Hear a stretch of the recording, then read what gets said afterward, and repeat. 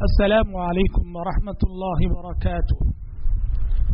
الحمد للہ رب العالمین والصلاة والسلام على اشرف الانبیاء والمرسلین وعلى آلہ واصحابہ اجمعین وعلى من تبعهم بإحسان الى یوم الدین. اما بعد.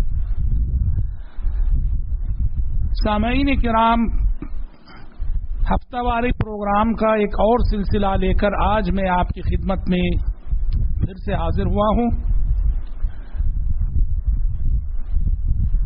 ہر بدھ کی شام ہم نیک لوگوں کی صحبت میں کے عنوان سے اسلاف امت میں سے کسی شخصیت کے حوالے سے ان کے حالات زندگی آپ کو سناتے ہیں، بتاتے ہیں. خصوصاً حضرات صحابہ کرام رضوان اللہ علیہم اجمعین، جن کا تذکرہ پچھلے 2 ہفتوں سے آپ کے سامنے ہو رہا ہے. پچھلے 2 ہفتوں میں ہم نے مشہور صحابی حضرت ابو ہریرہ رضی اللہ عنہ اور حضرت طفیل بن عمر الدوسی رضی اللہ عنہ، ان دونوں کے حوالے سے ان کی زندگی سے حاصل ہونے والے اسباق آپ کے سامنے ذکر کیے تھے. آج میں آپ کی خدمت میں پیارے نبی کے ایک اور مشہور صحابی حضرت جابر بن عبداللہ رضی اللہ عنہما کی سوانح حیات لے کر حاضر ہوا ہوں. حضرت جابر کا نام کسی بھی مسلمان کے لیے نیا نہیں. احادیث کے پڑھنے پڑھانے والے اور احادیث کے سننے سنانے والے یہ نام بہت بار بار سنتے ہیں اور سارے مسلمانوں کے کان اس نام سے مانوس ہیں. حضرت جابر رضی اللہ تعالی عنہ، جنہوں نے پیارے نبی صلی اللہ علیہ وسلم کی احادیث کا ایک بڑا ذخیرہ روایت کیا ہے.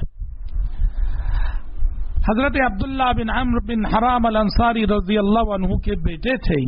ان کے والد عبداللہ بن عمرو بن حرام الانصاری الخزرجی تھے. حضرت جابر تھے تو مدینے کے، لیکن مکی دور میں ہی مشرف و اسلام ہونے کا اعزاز انہیں حاصل ہے. مکی دور میں حضرت جابر رضی اللہ عنہ مشرف و اسلام ہو گئے. مکی دور کے واقعات میں آپ نے یہ واقعہ پڑھا اور سنا ہوگا کہ پیارے نبی مدینہ ہجرت کرنے سے پہلے ہجرت کی تیاری کے طور پر موسم حج میں مدینے سے آئے ہوئے لوگوں سے خفیہ ملاقات کرتے تھے، اور اس ملاقات کو سیرت کی کتابوں میں بیعت العقبہ الاولی اور بیعت العقبہ الثانیہ کے نام سے جانا جاتا ہے. ایک مقام تھا، ایک جگہ تھی جس کا نام تھا عقبہ. یہاں پیارے نبی رات کی تاریکیوں میں مدینے سے آئے ہوئے لوگوں سے ملا کرتے تھے، جس کے سبب مدینے کے کئی لوگ پیارے نبی کے مدینہ ہجرت کرنے سے پہلے ہی مشرف و اسلام ہو چکے تھے، اور ان نفوس قدسیہ میں حضرت جابر رضی اللہ عنہ کا شمار ہوتا ہے. چنانچہ بیعت العقبہ ثانیہ، جو دوسری بیعت ہوئی تھی عقبہ نامی مقام پر، حضرت جابر رضی اللہ عنہ اس بیعت میں اپنے والد محترم کے ساتھ انہوں نے شرکت کی تھی. تو مدینے میں تھے، مدینے میں رہ کر بھی مکی دور میں اسلام لانے کا شرف اور اعزاز حضرت جابر رضی اللہ عنہ کو حاصل ہے. حضرت جابر بڑے لاڈلے تھے پیارے نبی کے، پیارے نبی کے بڑے محبوب تھے، پیارے نبی کے بڑے قریب تھے، پیارے نبی نے بڑا چاہتے تھے. وہ ایک سفر کی بات بتاتے ہیں حضرت جابر رضی اللہ عنہ کہ میں پیارے نبی کے ساتھ ایک سفر میں تھا. ہوا یہ کہ میری سواری چلنے سے تھک گئی تھی اور اونٹ چلتے چلتے تھک کر بیٹھ گیا تھا، اور اونٹ جب بیٹھ جاتا ہے تو اسے اٹھانا بڑا مشکل ہوتا ہے. جب تک وہ خود نہ اٹھے، آپ کتنا مار لیجئے، کتنا ڈانٹ لیجئے، اونٹ کبھی اٹھتا نہیں ہے جب وہ تھک کے بیٹھ جائے. حضرت جابر کے ساتھ یہی ہوا. اب ان کے سارے ساتھی صحابہ آگے بڑھے چلے جا رہے ہیں. وہ تو خیر ہوا کہ پیارے نبی ان کے پیچھے آ رہے تھے، اس لیے کہ پیارے نبی امیر ہونے کی حیثیت سے، رہبر ہونے کی حیثیت سے، لیڈر ہونے کی حیثیت سے قافلے کے پیچھے چلتے تھے، قافلے کو اپنے آگے چلاتے تھے. پیارے نبی آئے تو دیکھا کہ راستے میں حضرت جابر رضی اللہ عنہ کھڑے ہوئے ہیں، سواری بیٹھی ہوئی ہے. پوچھا کیا ہوا جابر؟ کہا کہ اللہ کے نبی میرا اونٹ چلنے سے تھک کر عاجز آ چکا اور بیٹھ گیا ہے. پیارے نبی صلی اللہ علیہ وسلم نے اس اونٹ کو ایک دو ضربیں لگائی، اور پیارے نبی کی ایک دو ضربیں کیا لگی کہ روایت کے الفاظ ہیں فَسَارَ سَيْرًا لَمْ يَسِرْ مِثْلَهُ قَطْ۔ اس کے بعد وہ اونٹ، اس کے اندر ایسی طاقت اور ایسی توانائی آ گئی اور ایسی رفتار سے وہ چلنے لگا کہ وہ رفتار کبھی اس اونٹ میں دیکھی نہ گئی تھی۔ اللہ اکبر۔ اب اونٹ پوری رفتار سے چلنے لگا، صحت مند ہو گیا، بالکل توانا ہو گیا پیارے نبی کی ایک ضرب لگنے سے۔ پیارے نبی نے حضرت جابر سے کہا جابر یہ اونٹ بیچ دو، مجھے بیچ دو، میں لینا چاہتا ہوں۔ حضرت جابر نے کہا کہ نہیں اللہ کے نبی اتنا اچھا چل رہا اب نہیں بیچوں گا میں۔ کہا کہ نہیں جابر بیچ دو مجھے۔ پیارے نبی نے اصرار کیا تو کہا ٹھیک ہے اللہ کے نبی چلیے آپ کو بیچ دیتا ہوں میں، یہ اونٹ آپ کا ہے، ہاں بس مدینے تک سواری میں کروں گا اور مدینہ پہنچ کر یہ اونٹ آپ کے حوالے کر دوں گا۔ پیارے نبی نے کہا ٹھیک ہے۔ مدینہ پہنچے۔ مدینہ پہنچنے کے بعد حضرت جابر رضی اللہ عنہ نے اونٹ پیارے نبی کے حوالے کیا، کہا کہ لیجیے آپ کا اونٹ۔ پیارے نبی نے کہا جاؤ پہلے مسجد میں 2 رکعت پڑھ لو، کیونکہ آپ صلی اللہ علیہ وسلم کی اور صحابہ کی عادت تھی سفر سے جب بھی لوٹتے تھے تو پہلے مسجد جاتے تھے، مسجد میں جا کر 2 رکعت نماز پڑھ کے پھر گھروں کو جاتے تھے۔ جب 2 رکعت نماز پڑھ کر پیارے نبی کے پاس آئے تو پیارے نبی نے اونٹ کی قیمت دی۔ اچھا قیمت تو دی، قیمت دینے کے بعد کہا جابر جاؤ یہ اونٹ بھی لے جاؤ۔ اللہ اکبر۔ گویا دیکھو پیارے نبی نے حضرت جابر کو نوازنے اور ہدیہ دینے کا کیا انداز اپنایا۔ پہلے تو حضرت جابر سے ان کے اونٹ کا سودا کیا، ان کے اونٹ کو آپ صلی اللہ علیہ وسلم نے ان سے خریدا اور پھر قیمت بھی دی، اور قیمت دینے کے بعد اونٹ کو پھر انہیں واپس کر دیا۔ پیارے نبی صلی اللہ علیہ وسلم کی شفقت تھی یہ حضرت جابر رضی اللہ تعالی عنہ کے ساتھ۔ حضرت جابر کی خصوصیت یہ بھی تھی کہ حضرت جابر 9 بہنوں کے ایک بھائی تھے۔ وہ حضرت جابر کی 9 بہنیں تھیں اور ان 9 بہنوں کے اکیلے بھائی تھے، اور حضرت جابر رضی اللہ عنہ نے اپنی بہنوں کا اتنا خیال رکھا، اتنا خیال رکھا۔ ایک مرتبہ پیارے نبی نے ان سے پوچھا، اور یہ بھی سفر ہی کی بات ہے، کہا کہ جابر تزوجت، شادی کر لی تم نے جابر؟ حضرت جابر نے کہا کہ ہاں اللہ کے نبی شادی ہو گئی میری۔ آپ نے کہا بکرن ام سیبا، کماری لڑکی سے کیے ہو یا شوہر دیدہ عورت سے کیے ہو، بیوہ سے کیے ہو؟ حضرت جابر نے کہا کہ اللہ کے نبی بیوہ عورت سے کیا ہوں۔ پیارے نبی نے کہا کماری لڑکی سے کرتے بہتر ہوتا۔ تو حضرت جابر رضی اللہ عنہ نے اپنا عذر پیش کرتے ہوئے کہا اے اللہ کے نبی بات دراصل یہ ہے کہ میری سرپرستی میں 9 بہنیں ہیں، اس لیے میں نے کنواری لڑکی سے شادی کرنے کو مناسب نہیں سمجھا۔ کنواری لڑکی ناز نخروں والی ہوتی ہے، وہ میری بہنوں کے کام نہیں آئے گی۔ اس کے مقابلے میں جو بیوہ ہوتی ہے، شوہر دیدہ ہوتی ہے، وہ نزاکتوں سے دور ہوتی ہے۔ میں نے چاہا کہ شوہر دیدہ اور بیوہ عورت سے شادی کروں تاکہ وقت ضرورت وہ میری بہنوں کے کام آ جائے۔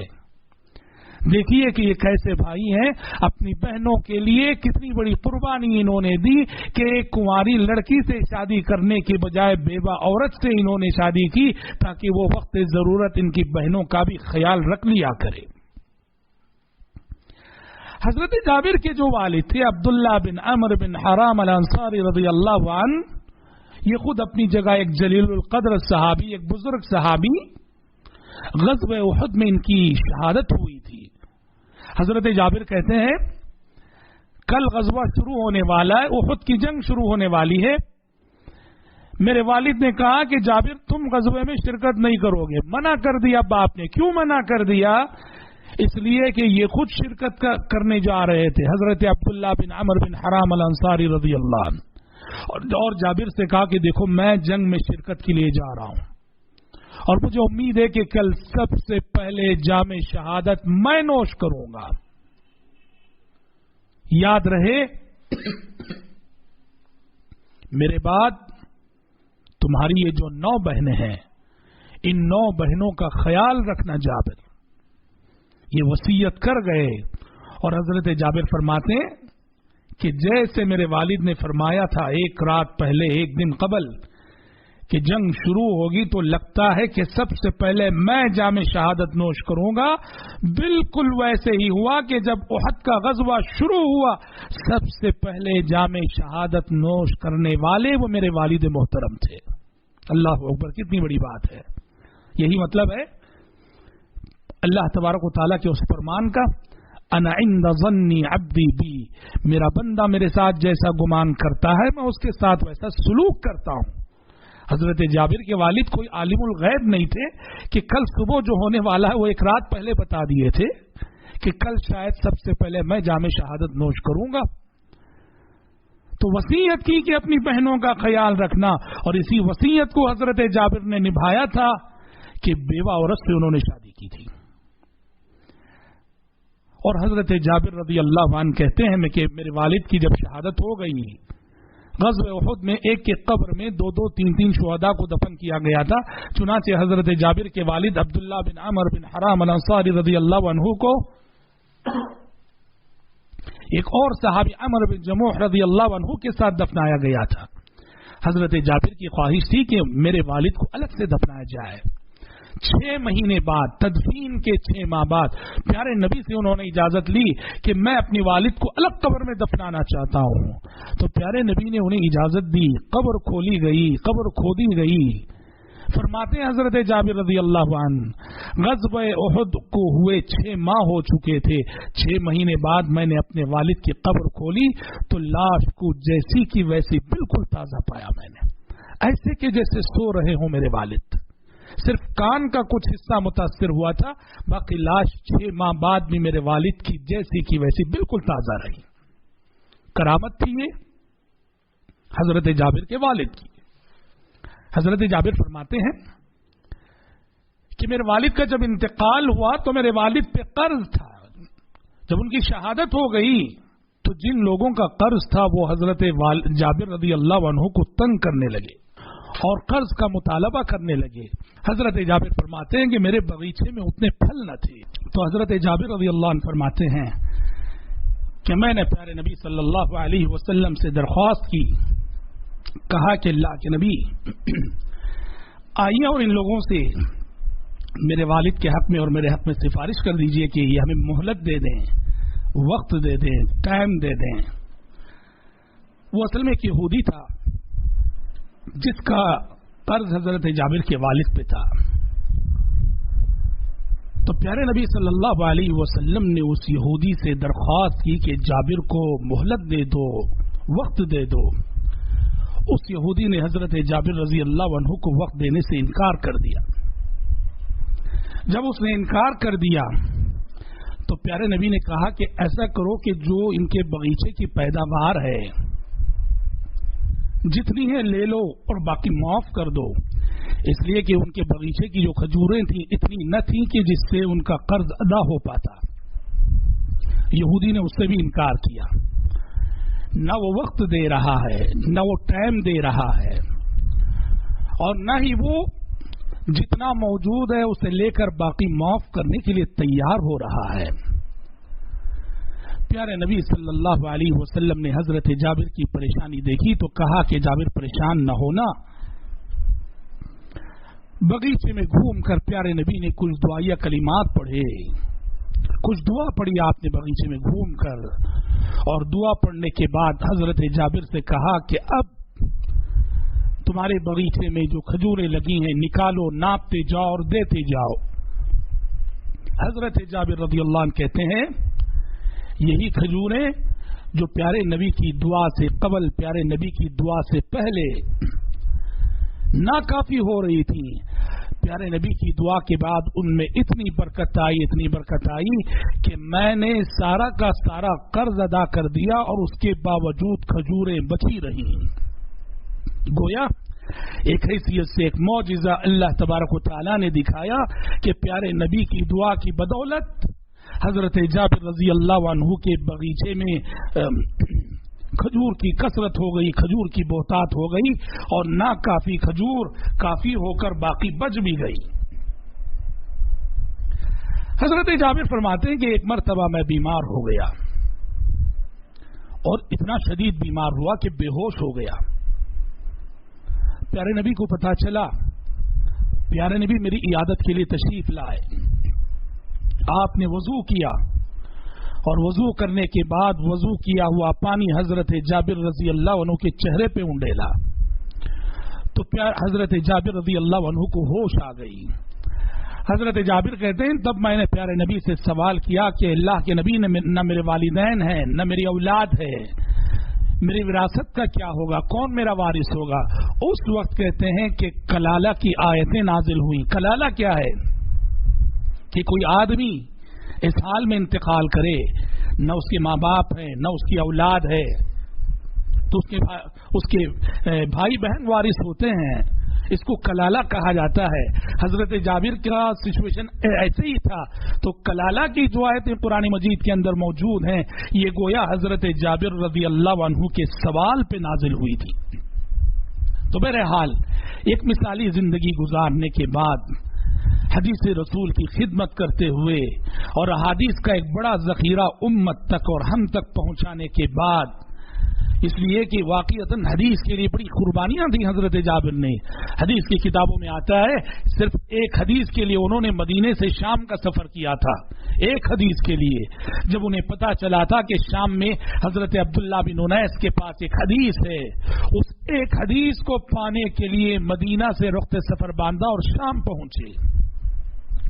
تو اس طرح اس مشقت کے ساتھ اور اس جاں فشانی کے ساتھ علم حدیث کو انہوں نے آنے والی نسلوں تک پہنچایا، تابعین تک پہنچایا، اور ایک مثالی زندگی گزارنے کے بعد حضرت جابر رضی اللہ عنہ سن 78 ہجری 70 پر 8 ہجری میں، گرچہ دوسرے اقوال بھی موجود ہیں لیکن مشہور قول یہ ہے کہ ان کی وفات 70 پر 8 ہجری میں ہوئی۔